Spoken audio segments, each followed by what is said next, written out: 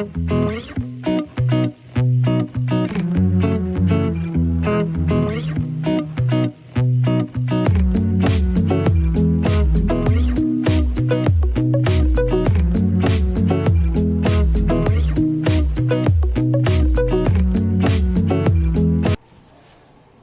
a ponernos un momentico en pie. Vamos a abrir el libro de Hebreos, capítulo 1. Adivinen qué libro vamos a estudiar.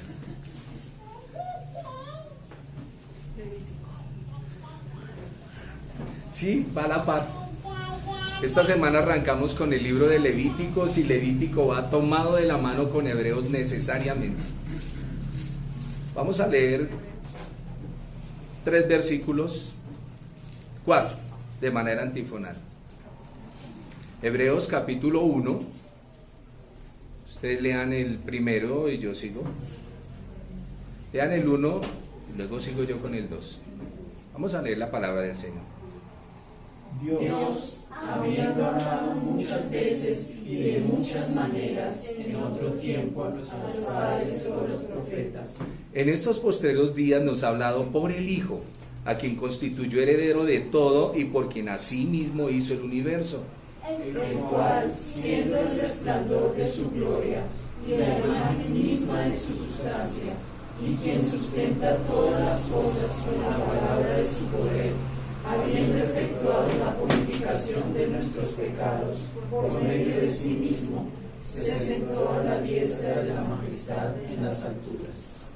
Hecho tanto superior a los ángeles cuanto heredó más excelente nombre que ellos. Vamos a orar y le pedimos al Señor de su guía. Padre, te agradecemos por la bondad que nos permites de reunirnos en esta mañana, exaltar y bendecir tu nombre. Danos, Señor, esa sabiduría que tanto necesita el hombre para entender tu palabra, porque muchas veces podemos pasar en círculos como el pueblo de Israel, Señor, teniendo el maná y no lo queremos comer, Dios. Ayúdanos a entender la realidad de tu palabra, como decía tu siervo en esta mañana, Señor, que nuestros sentidos no sean extraviados, Señor, y que la serpiente no muerda y el veneno, Señor, corra por nuestra vena, sino que verdaderamente esa fuente de agua de vida, Señor, fluya a través de nosotros y podamos ser bendecidos. Agradezco, Señor, por tu bendita y santa palabra, Señor, y por aquellos que con corazón dispuesto quieren aprender de ti. A ti la honra y la alabanza por los siglos de los siglos. Amén. Tomen asiento, mis hermanos, y vamos a la introducción de el libro de los Hebreos. ¿Qué o quién es un hebreo? Eso ya lo hemos estudiado acá. Ayúdenme entonces.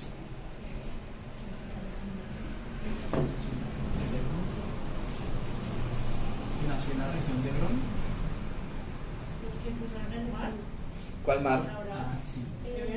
El río Eber. El río Eber. Por el Eber. El libro de Hebreos está dirigido no a los israelitas solamente, o mejor, el libro de los Hebreos está dirigido no a los israelitas ni siquiera a los judíos. Cuando hablamos de israelitas hablamos de la nación, cuando hablamos de judíos hablamos de una religión, sino a los hebreos. La palabra que literalmente significa un inmigrante, uno que cruza al otro lado.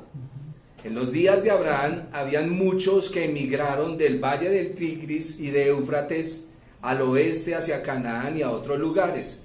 Cuando Abraham fue a Canaán y al cruzar la frontera, al atravesar el río, como lo hemos visto, el río Eber, fueron llamados los hebreos.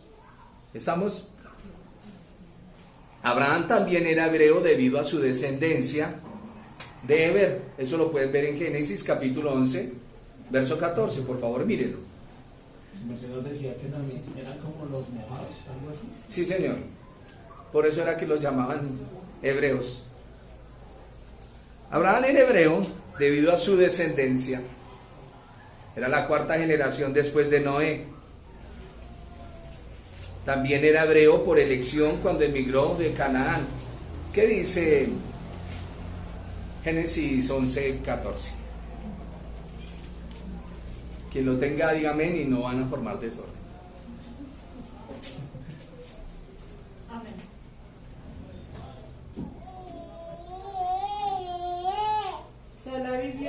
30 años y engendró a Heber. Profundo ese texto, pero sí es profundo. ¿Cómo se llama el papá de Heber? Sara. Perfecto. Les decía, un día Dios llama a Abraham de Ur de los Caldeos y le dice, vamos a una tierra. Él vive con los caldeos donde hay mucha religión, donde hay mucha idolatría, y él toma la decisión de irse para la tierra donde el Señor le dice, y tiene que atravesar un río. A esos inmigrantes que cruzan el río son los que se llaman hebreos.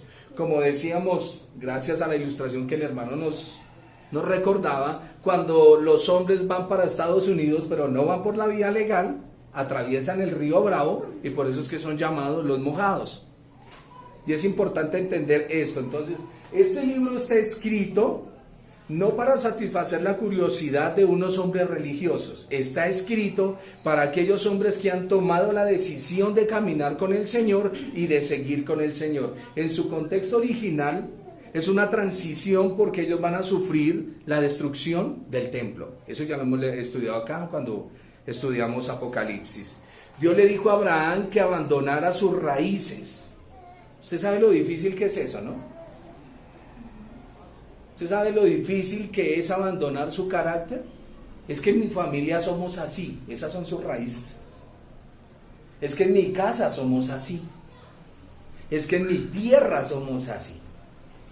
El santanderiano es clásico por su temperamento, no que sea temperamental, sino por su temperamento cuando se pone de mal genio, es una idiosincrasia. Y así en diferentes regiones de nuestro país. Dios le dice a Abraham que abandone sus raíces, los caldeos. Cuando salió con fe se convirtió en un inmigrante por decisión. Este libro fue escrito a otros inmigrantes, la iglesia del siglo I, quienes como Abraham habían dejado la casa de su padre y habían cruzado hacia un nuevo camino. Habían dejado sus llamadas raíces judías, la cultura que rodeaba el antiguo pacto con su templo, sus sacerdotes, su sistema de sacrificios. ¿A qué voy con esto? Cuando el Señor viene, hemos dicho que el Señor no viene a fundar iglesias. El Señor viene a su pueblo, a lo suyo vino y los suyos no lo recibieron. Y el Señor viene y les da el mensaje y les dice, mire, yo he venido a cumplir la ley y los profetas. Pero es necesario que ustedes entiendan todo lo que está escrito de mí, porque todo lo que se escribió tenía que ver conmigo, y yo soy el cumplimiento de esta palabra. Los que oyen mi voz y me obedecen son los que van a venir a la salvación, porque el Padre me ha puesto a mí como Salvador del mundo.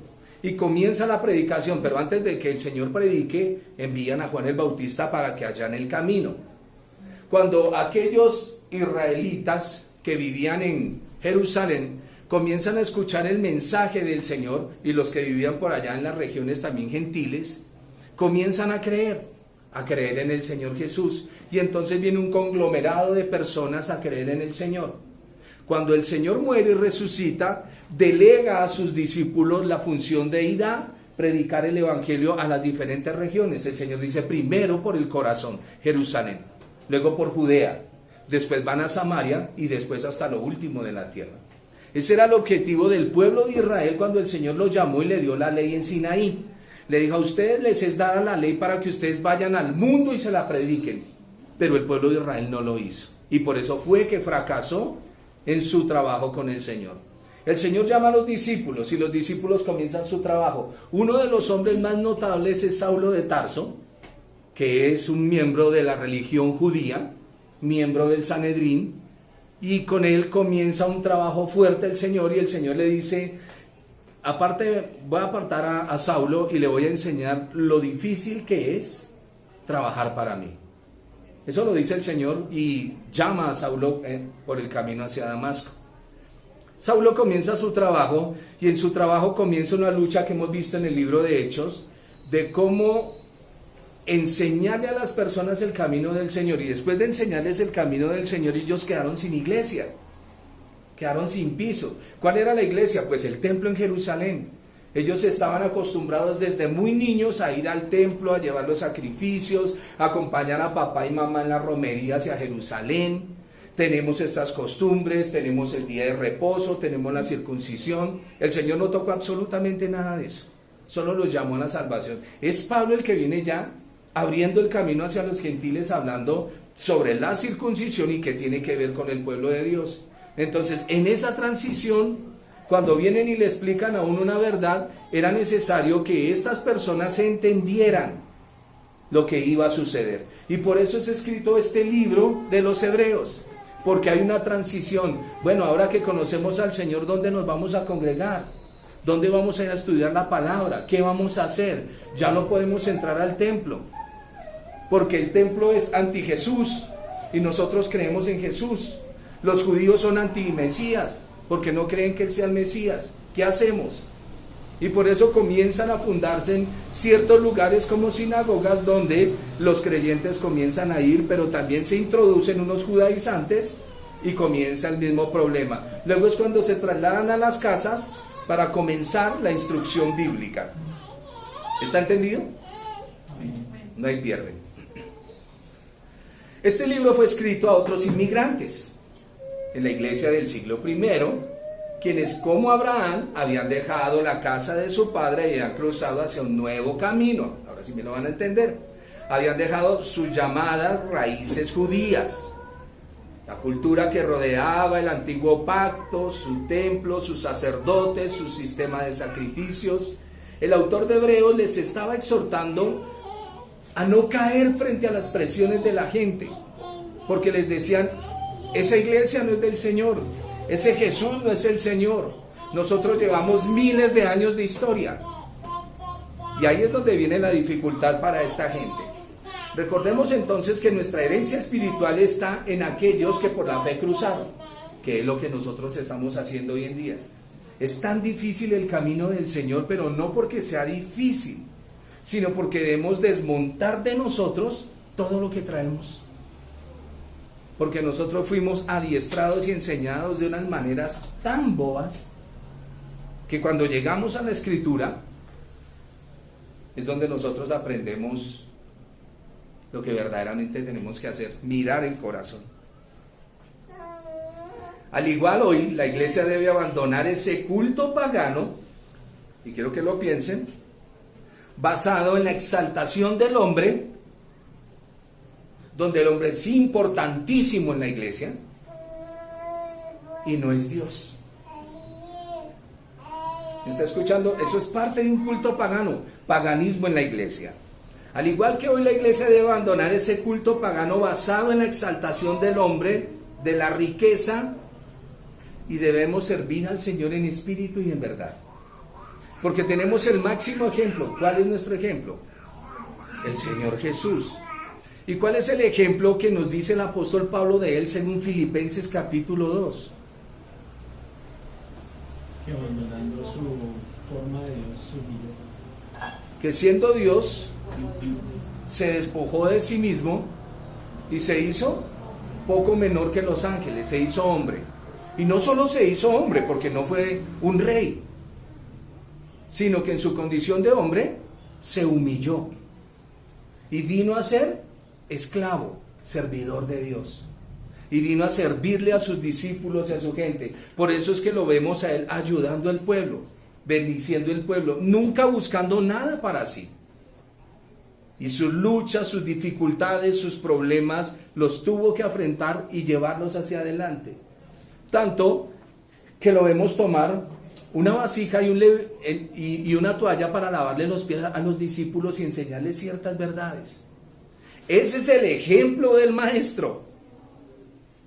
Ese es el ejemplo del maestro que debemos seguir. La visión 2020 de lo que hablamos en este año. ¿Cuál es la visión 2020? En el mundo, los gobernadores se enseñorean de las naciones, pero entre vosotros no será así. Esa es la visión 2020, la visión de los siervos, la visión de la gente que sirve, la visión de los que quieren caminar con el Señor. Avancemos. Los hebreos, la ortodrómica, ¿han oído esa palabra? Orto, recto, y drómica, camino.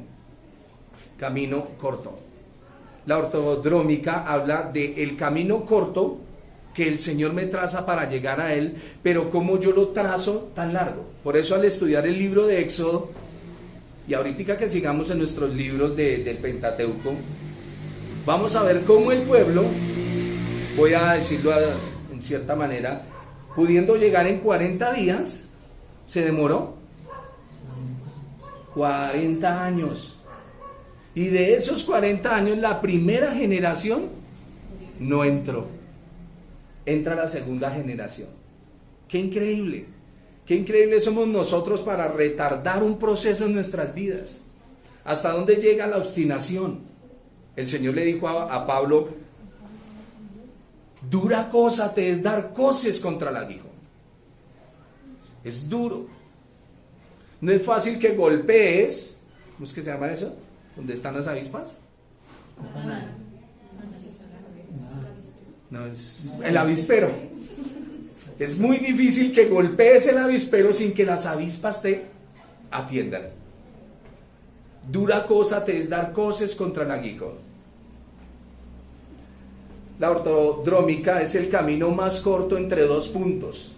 Es el contraste en la creencia de las figuras y la imagen misma de las cosas, que es lo que vamos a ver en Hebreo. En el libro de Hebreos. Vamos a abrazar a nuestro Creador y vamos a avanzar hacia la casa que nos espera. Hay muchos que todavía la ven distante, están peleando con las figuras y no entienden la realidad de las cosas. Y es importante que nosotros lo entendamos. La realidad de las cosas es que usted ya camina con el Señor. La realidad de las cosas es que el Señor ya te limpió. Y la realidad de las cosas es que tú ya perteneces a un reino. ¿Qué haces peleando como si no fueras parte de él? Por eso les decía que este libro va muy conectado a lo que vamos a ver el próximo miércoles con el libro de Levíticos y las ofrendas. 3 ofrendas que son de agradecimiento y 2 sacrificios que son para el culpa y perdón. Y es importante que nosotros entendamos eso, el caminar que debemos llevar ya con el Señor. Debemos caminar en ese ambiente espiritual.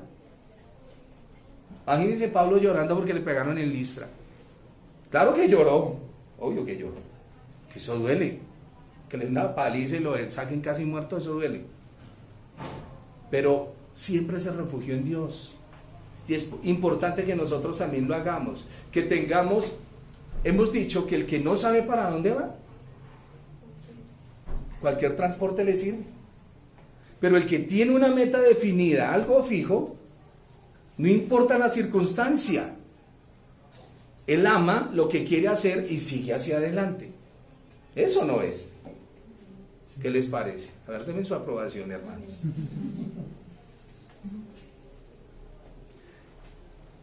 Este libro, pues vamos a hablar algo sobre el escritor. En Alejandría había una biblioteca muy grande y también había una iglesia muy grande. En Alejandría aparece Clemente de Alejandría en el año 155 y nos dice que un discípulo, viene el Señor, Jesús, que es el Señor, y el sumo pontífice, el sumo sacerdote, y él encarga a unos discípulos, que son los apóstoles. Después de los apóstoles, vienen unos hombres que se van a llamar los padres de la iglesia, lo que se conoce como patrística. Este señor Clemente de Alejandría es uno de la patrística. Estamos situados en el año 150 y Clemente de Alejandría hace un vistazo hacia atrás y nos va a hablar, dice Clemente de Alejandría, nos dice que Tito Flavius Clement, que es su nombre, sucedió a Pantenus como director de la escuela de la iglesia en Alejandría. O sea que primero es Pantenus y luego Clemente. Y Clemente dice que ha recibido de primera mano quién es el autor del libro de los Hebreos. Hoy en día dicen no se sabe quién fue, pero me gusta remitirme más como allá a esos punticos, lo que enlaza, no tanto a perderme y divagar. dice que la epístola a los hebreos es de Pablo y fue escrita a los hebreos en el idioma hebreo, pero que Lucas, habiéndola traducido cuidadosamente al griego, se lo dio a los griegos, y por lo tanto el mismo color de las expresiones que encontramos en el libro de los Hechos lo encontramos en el libro de los Hebreos. Y ahí no hay pierde, porque unos dicen que la escribió Clemente, que la escribió Lucas, pero la tradición de la patrística dice que fue así. Clemente nos dice, ¿cómo era que llamaba el otro señor? Pantenus. Clemente nos dice que Pantenus, discípulo de Juan, había dicho que había sido Pablo el que había escrito la epístola. Hasta ahí vamos bien, ¿cierto? Sí, sí. Clemente de Alejandría, Pantenus, apóstoles. Estamos en la patrística. Debido a que estaba escribiendo a personas fuera de su llamamiento ministerial, porque Pablo no es llamado a los judíos. Pablo es llamado a los gentiles. Debido a que estaba escribiendo a personas fuera de su llamado ministerial directo, omitió su nombre en la epístola. Es bien sabido por los historiadores de la iglesia que Pablo era un enemigo de aquellos judíos que deseaban mezclar el judaísmo con el Señor Jesús. Como los que quieren mezclar la gracia con las obras. Pero ponen las obras a un lado y la gracia al otro. No, es que la gracia trae consigo misma las obras, preparadas de antemano. ¿Para qué? Viviésemos en ellas. A los que estamos escogidos para la salvación. Estamos claros ahí en ese punto, ¿no? Perfecto, estamos en la introducción, ¿no? Y el libro es delicioso, es rico. Es una exquisitez cuando uno comienza a probarlo. Todos los libros tienen eso. Por eso cuando uno a veces muerde ciertos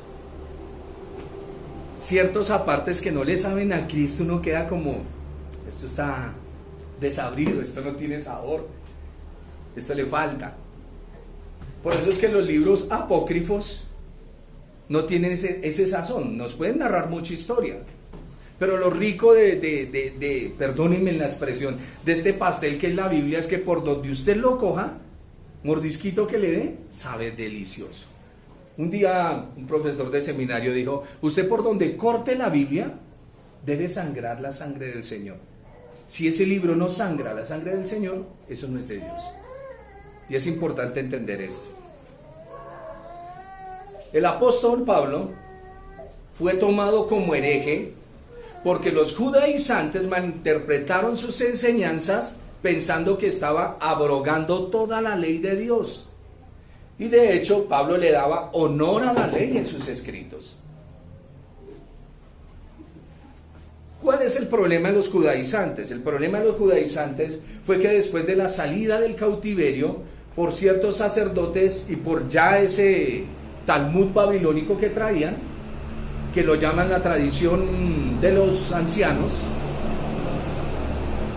trajeron un problema dentro de la iglesia y fue las creencias que ellos tenían. Pablo se paró siempre frente a la ley del Señor y la defendió. El Señor Jesús siempre habló de la ley, pero esta gente del sacerdocio, ellos no querían nada con la ley de Dios, ellos querían todo con el Talmud, querían todo con la tradición de los ancianos. Por eso fue que volvieron el día de reposo una carga. Eso pensaba esta mañana que me levanté y tenía un pocillo sucio. Y dije, no puedo salir de la casa sin lavar ese pocillo. Y pensaba, Señor, ¿era pecado para los judíos que yo estuviera lavando el día de reposo un pocillo? Pensaba eso, porque era tan drástica esa ley que hacía que la gente no tuviera libertad. No se podían mover. Si alzaba algo, estaba trabajando y lo penalizaban. Y era un problema gravísimo. El libro de los Hebreos habla muchísimo de la palabra mejor. Y esa palabra mejor describe el tema de todo el libro. Clemente vivió más de un siglo después de que se escribió el libro y estaba mucho más cerca en el entorno histórico, lo que ya hablamos, de lo que estamos hoy. Al final del libro de Hebreos, por favor mírenlo, Hebreos capítulo 13, son ciertas evidencias bíblicas de lo que nos da Clemente para mostrarnos el autor del libro. Hacia el final del libro de los Hebreos, capítulo 13, verso 23 y 24, alguien que lo lea en voz alta, con voz de trompeta.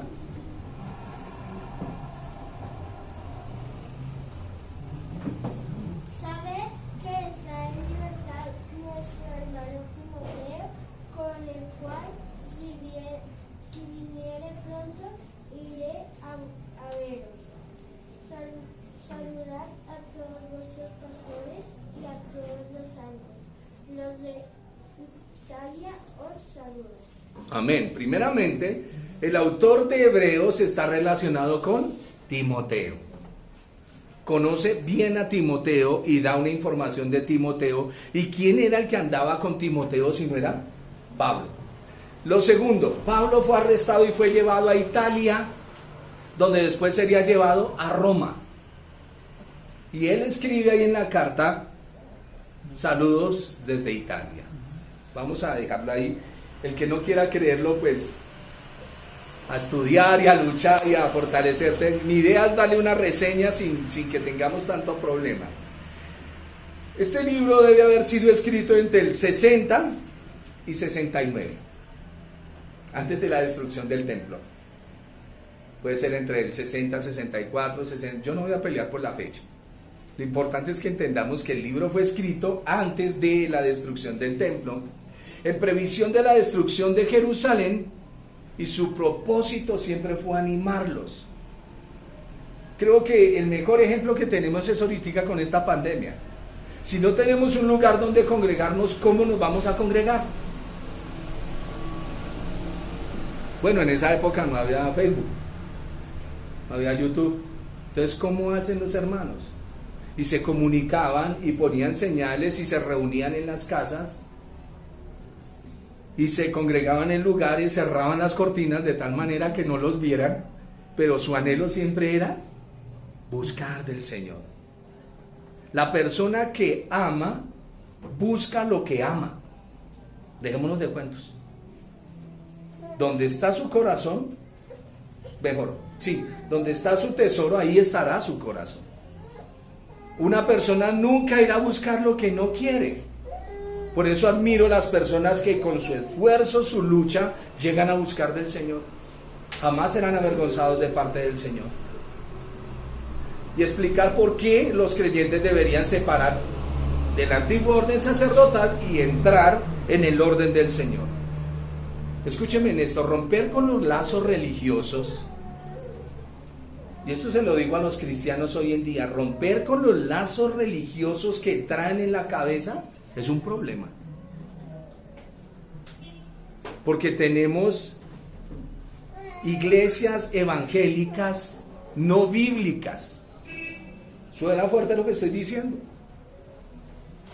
O iglesias cristianas no bíblicas. A ver, yo caminé con un grupo de personajes, no voy a decir el rótulo, donde se supone que es la mejor doctrina. Y en esa mejor doctrina siempre hay un gobierno plural, donde se nombran ciertos siervos, pero siempre se ve que hay un sesgo. Si usted no hace lo que yo le digo, entramos a pelear. Si no hace lo que yo le digo, no, si no hacemos lo que la Biblia dice. Esos son dos puntos totalmente diferentes. A uno lo llaman gobierno congregacional y eso lo disfrazan de una manera tan hermosa, pero que no es así. Nosotros venimos entendiendo que es un gobierno congregacional. Hasta ahora venimos entendiéndolo. Nosotros traemos la idea evangélica, la idea cristiana, la idea del mundo de que el líder se nombra. ¿Cierto? Pero les he dicho miles de veces que el líder lo nombra a Dios. Y si el líder lo nombra a Dios, ¿El Señor lo deja caer? Por favor. Y aunque se caiga, párese. Vamos para adelante. Es importante que lo entendamos. Es en este caminar donde viene la lucha. Dice el hermano, no tengo ni para el bus, vengo a pie, se me rompieron los zapatos, lo que quiera. Pero él está ahí en esa lucha. Me miran mal, no me soportan, esa hermana no interesa, sigue hacia adelante. Ese es un llamado al liderazgo. Dice, se me olvidan los proverbios del mundo, que es en la quema es donde se ve que, ¿lo recuerdan? ¿No? Ahorita me acuerdo de los dichos, es que me vino a la cabeza. El liderazgo es nombrado por Dios. Debe ser. Sí, el día de la quema es donde se ve el... ¿Y quién verdaderamente es? Porque la Escritura dice que todos seremos pasados por el fuego. ¿Ustedes no han sido pasados por fuego? Los hogares. Mi abuela chamuscada. Sí, ya huele.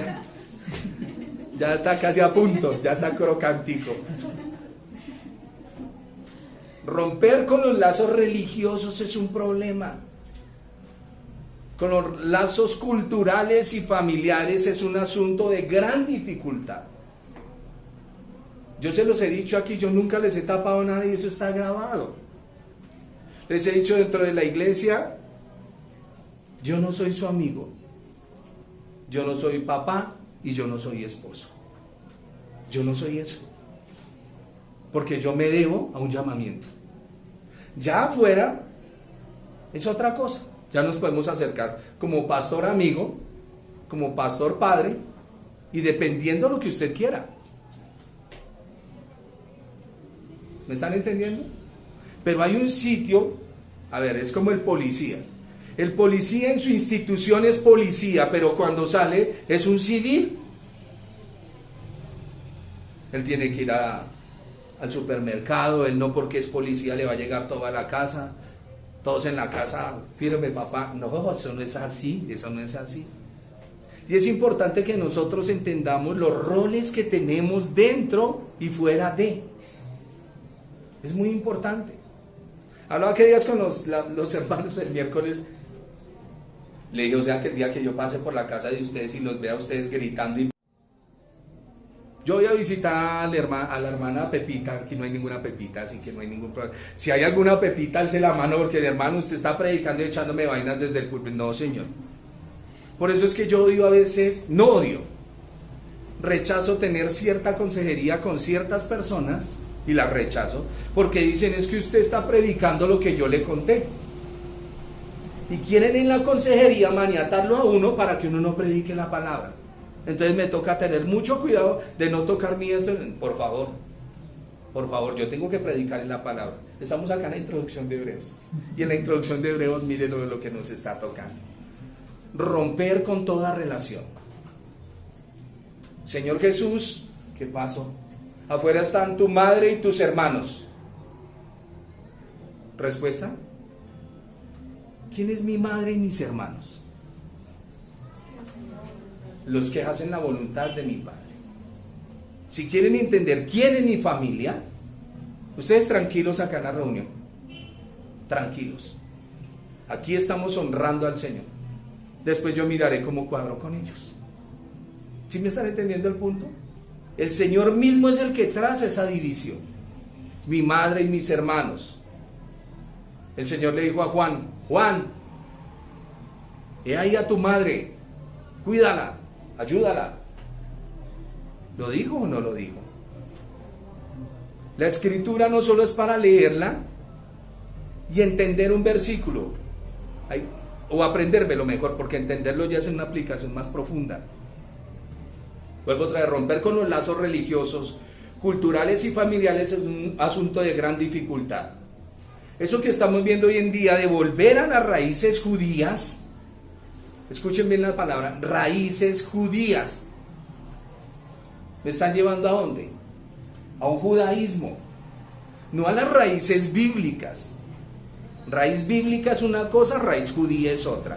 Volver a las raíces judías es comparable a que Abraham regresó a Ur de los Caldeos, rechazando la promesa de Dios, que él tenía.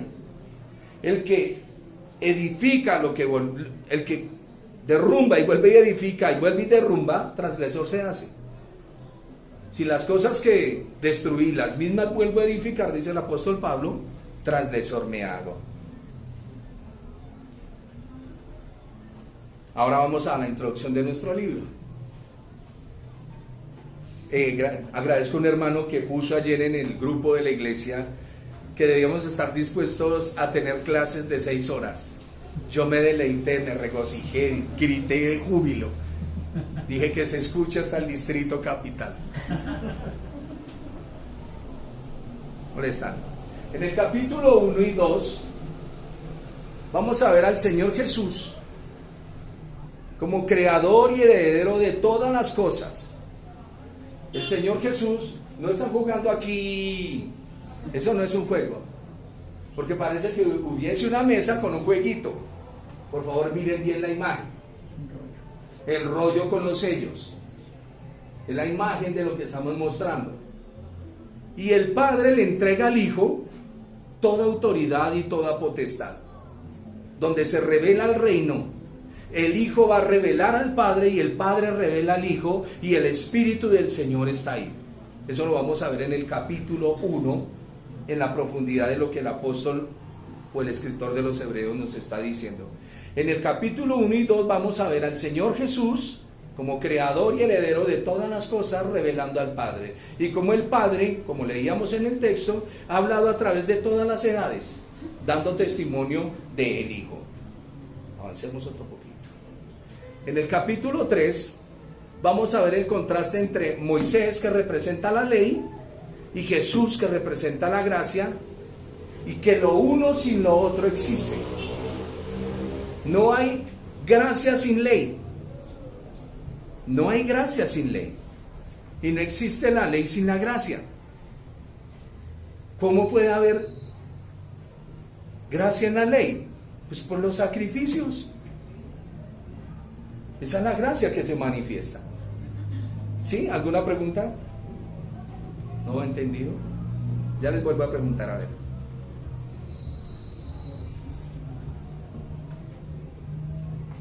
La ley trae una cuota de gracia para ayudar al pecador a que se restaure con el Señor. La gracia trae la ley del Señor, que es la que vindica que el pecador fue restaurado en la presencia de Dios. Por eso le digo que lo uno sin lo otro. Por eso es que cuando en el monte de la transfiguración vemos la gloria del Señor, aparece la ley y los profetas. Moisés, que representa la ley, y Elías, que representa a los profetas. Entonces en el capítulo 3 vamos a ver ese contraste entre ley, gracia, Moisés y el Señor Jesús, y es algo muy bonito. En el capítulo 4 vamos a ver a Josué y el reposo, y el verdadero reposo que trae el Señor. Este día de reposo es solo un símbolo del reposo que estamos viviendo. ¿Usted sabe lo que es reposo? Alguien que me diga qué es el reposo. No son varios pozos. Pozo, reposo, no. ¿Qué es el reposo?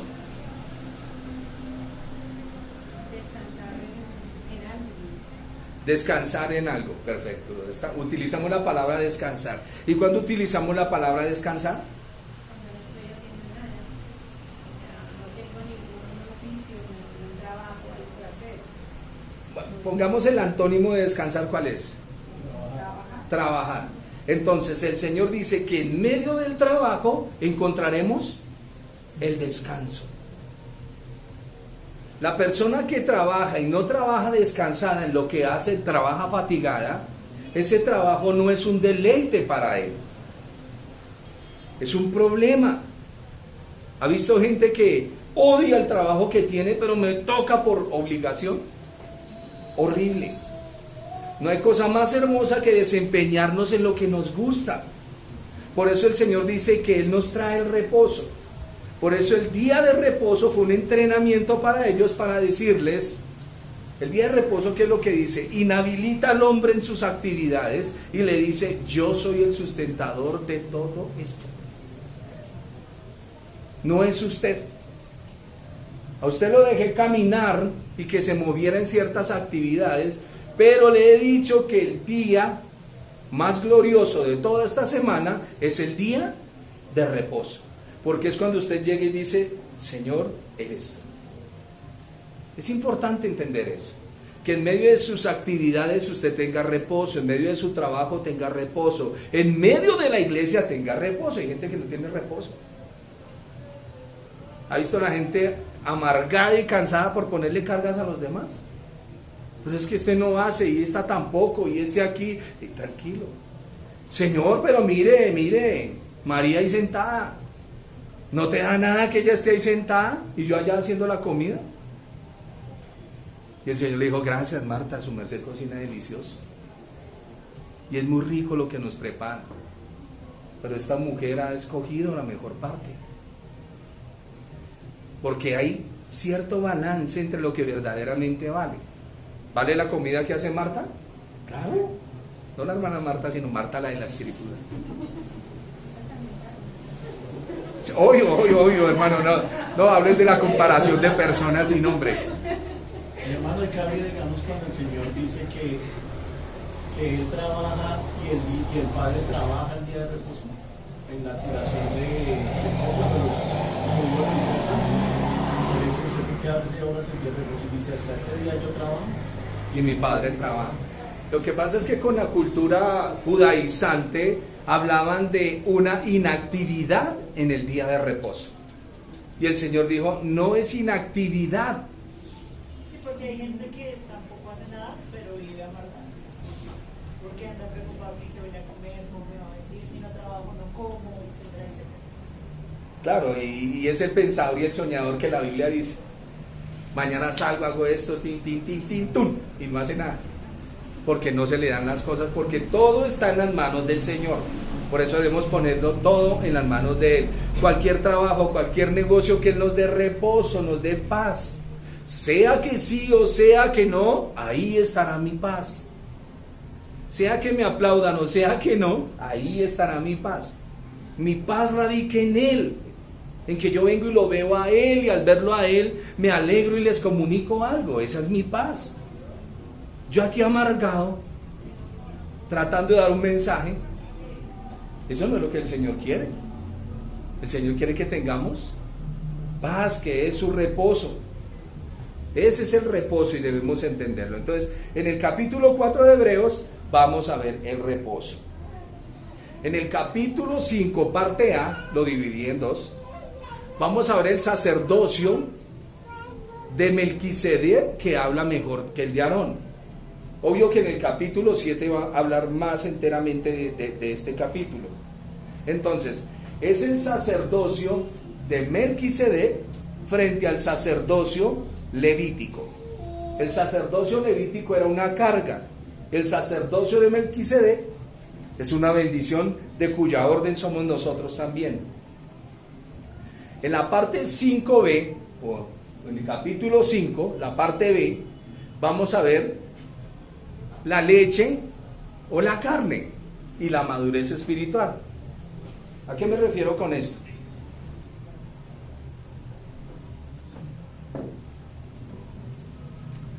Un versículo. Lo que estamos hablando es reposo. El día de reposo para uno, el día de reposo para algunos es leche, como un bebé que toma. Lo va a nutrir y le va a ayudar. Pero para otros ese día de reposo es carne. Y la carne es para los que ya tienen sus sentidos ejercitados en el discernimiento del bien y el mal. Que es lo que nosotros a veces decimos cuando pegamos un versículo en cualquier lugar, así sea en la casa. ¿Entiende ese versículo? ¿Lo entiende qué es lo que está diciendo? ¿Hasta dónde traspasa la pared que usted está haciendo? Porque el texto trae mucha fuerza cuando nosotros lo colocamos. Es importantísimo. Yo soy el camino, la verdad y la vida. Terrible. Terrible lo que está diciendo esa palabra si no logro entenderla. Entonces la tomo como lechecita. Sí, el Señor es el camino. Vuelvo otra vez. porque más adelante les hago la distinción. La leche es un alimento y la carne es otro alimento, pero depende de la estatura de la persona si se convierte en leche o si se convierte en carne. ¿Entendido? En nuestro capítulo 6 y 7 vamos a ver los rudimentos de la palabra del Señor, las abluciones, lo que a veces trabajamos nosotros dentro de la congregación y su significado en la parte espiritual y la transición pactual que eso tiene. ¿Qué es la transición pactual? La transición del pacto. Si aquí mandaban a que el niño nacido de 8 días tenían que circuncidarlo, ¿por qué nace la circuncisión? Y en el nuevo pacto, ¿qué representa la circuncisión? ¿Qué es la circuncisión? No es ningún bautismo como dicen algunas corrientes doctrinales. Es la circuncisión del corazón y de nuestra propia vida. Entender ya en el plano espiritual lo que estaba nombrando la sombra. Para que me entiendan lo que es la transición pactual. Amén. Los rudimentos es lo que hay veces nos detenemos. Es que en la iglesia se tienen que amar. En la iglesia se tienen que amar. ¿Sí? ¿Y por qué no se aman? Eso es un rudimento. No, yo no vuelvo por allá, hermano, se cree quién sabe quién. Rudimentos. Porque aquí venimos es en un proceso. Hablábamos qué días y que no se nos olvide que esto es una UCI. Cómo me encantan esas palabras que ahora sí se han puesto de moda y todo el mundo se asusta. Me encanta eso. Antes decía UCI, ¿qué será eso? Ahora sí saben qué es la UCI. Ah, perfecto, excelente. Ahora hablamos de higiene y de contaminación. ¿Cómo lo entendemos a la perfección? Antes contaminación era una palabra muy suelta. Debido a que el Señor vino y nos la reforzó, por favor, límpiesen porque se contaminan. ¿Qué es la contaminación? ¿Cómo nos contaminamos con algo? Tocando eso inmundo. Y al tocar lo inmundo tenemos que lavarnos, dice Levítico. Pero fíjese el entrenamiento que nos dio el Señor estos días para que aprendamos lo que la Biblia dice, porque tomamos las palabras muy sueltas. En nuestro capítulo 8 vamos a ver que todo pacto ha sido sellado con sangre. Sangre por sangre, vida por vida. O la humanidad se muere, o alguien que esté limpio de pecado tiene que ser el sacrificio por esa humanidad. Y aparte de eso, ese sacrificio por la humanidad, hablando del Señor Jesús, no puede ir descontento. Tiene que ir contento a ofrecerse ante el Padre.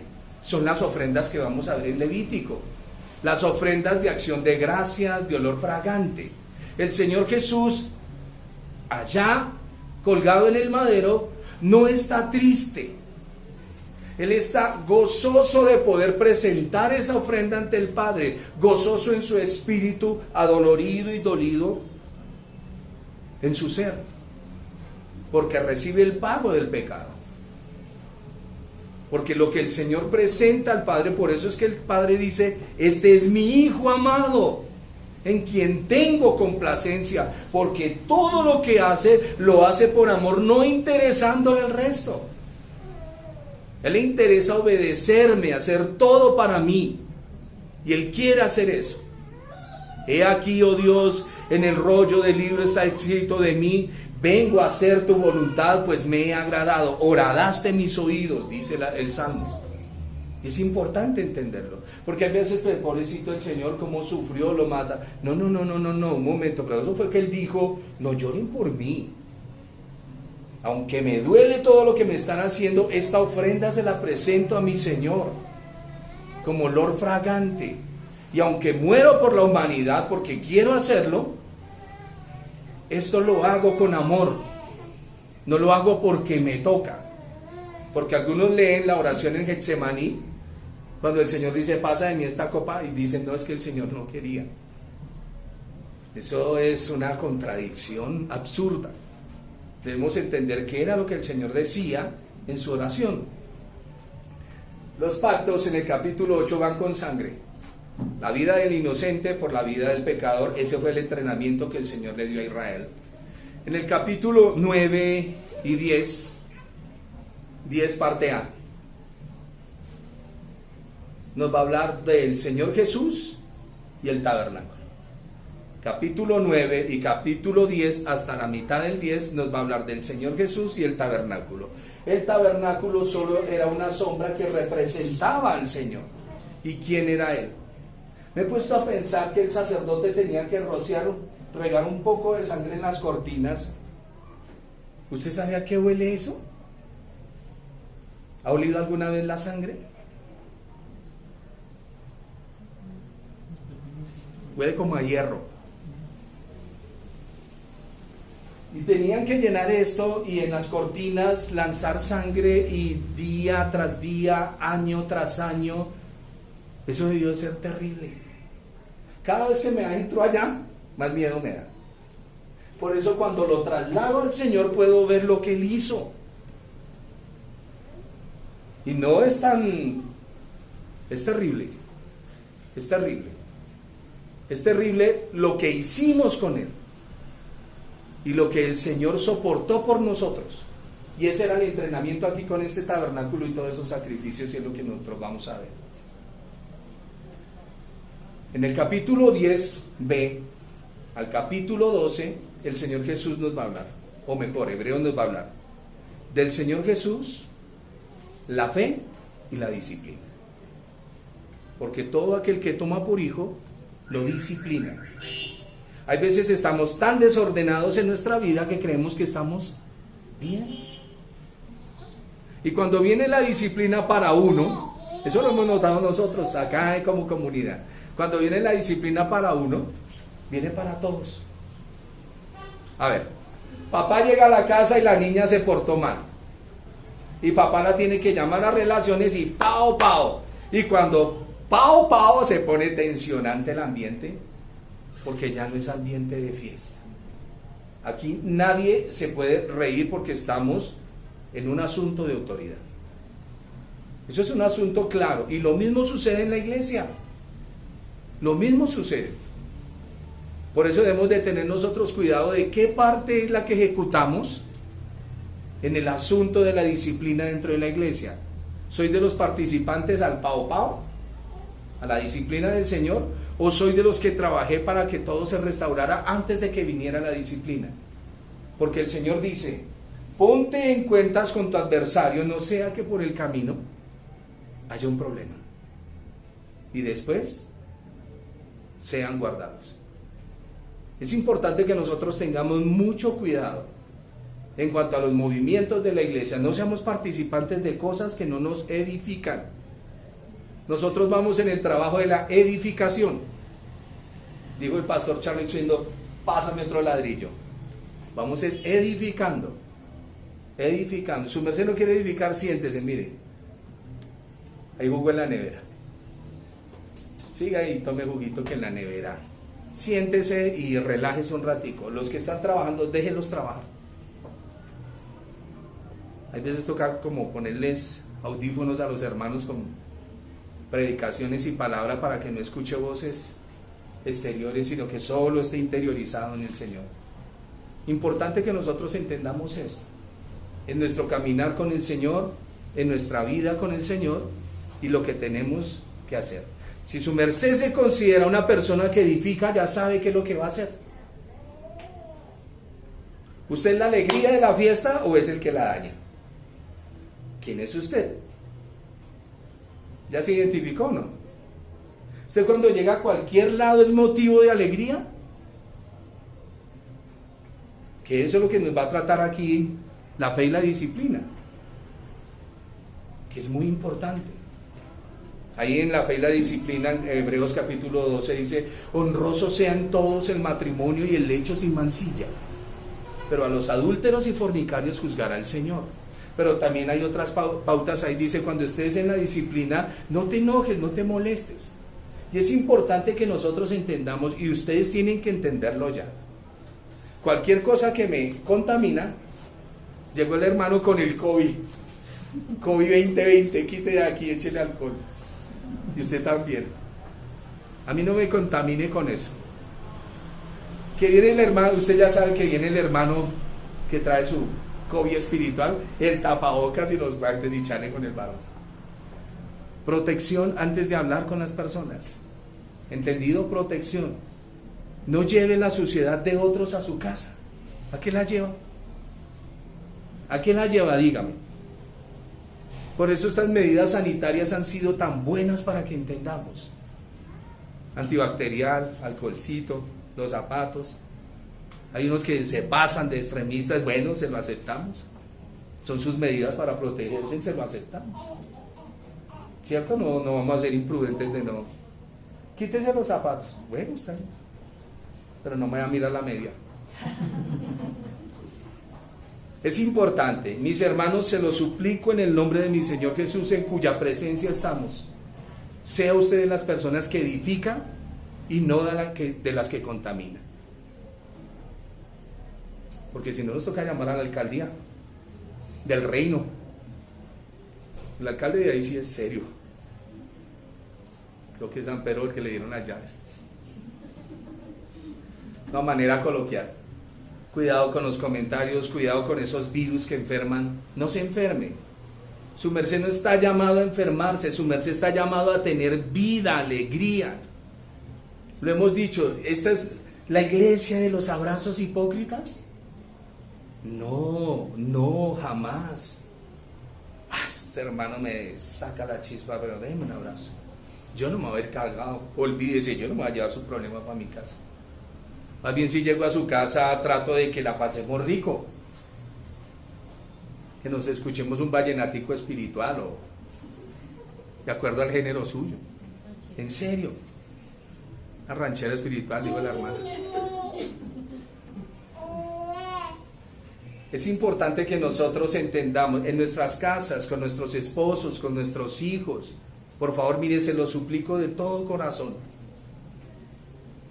Cuán bueno es cuando los vecinos a uno lo ven como la parte alegre. Vienen y le dicen, oiga vecino, usted, qué hermosura, usted es una hermosura. Con usted la pasa uno chévere, se ríe, usted no friega. Raro que lo veamos a usted molestando por acá, raro. Que lo vean a uno así. ¿Ha visto la propaganda de llegó papá y todos se esconden? O llegó papá y hay fiesta.